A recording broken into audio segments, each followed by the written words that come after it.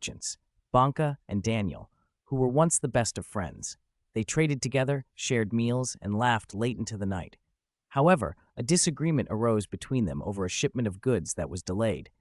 It started as a minor issue, but as time passed, misunderstandings and rumors fanned the flames, and their friendship turned into rivalry. The entire town knew of their quarrel. Some said Banka had shortchanged Daniel, while others whispered that Daniel was being unreasonable. The tension between them grew so intense that they could not stand the sight of each other. One day, in the bustling town square, Banka and Daniel crossed paths. The moment they saw each other, their eyes narrowed and their bodies stiffened with anger. Both were carrying large crates of goods, and it seemed as though a confrontation was inevitable.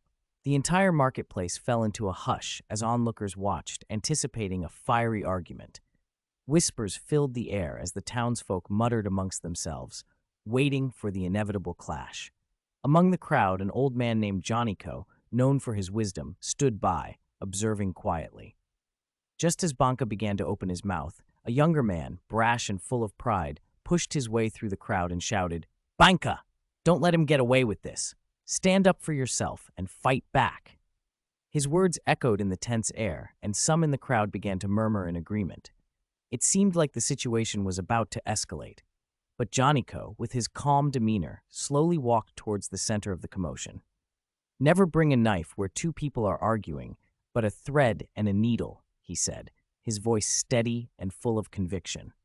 "When two people are at loggerheads, the wise either observe or advise them, but the fool fans the flames to incite more trouble."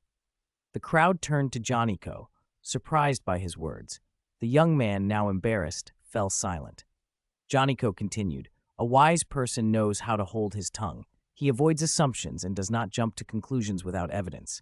The wise stay quiet, even when hurt, while the foolish do ridiculous things without a second thought." His words hung in the air, and slowly, the crowd began to disperse, realizing that they had been adding fuel to the fire rather than helping.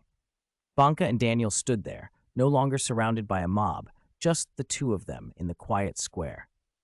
In that silence, the weight of Johnyco words sank in.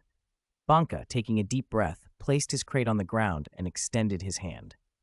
"We've been foolish, Daniel. This disagreement isn't worth the loss of our friendship."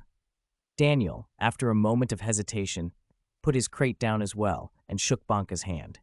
"You're right. Let's talk this through and put the past behind us."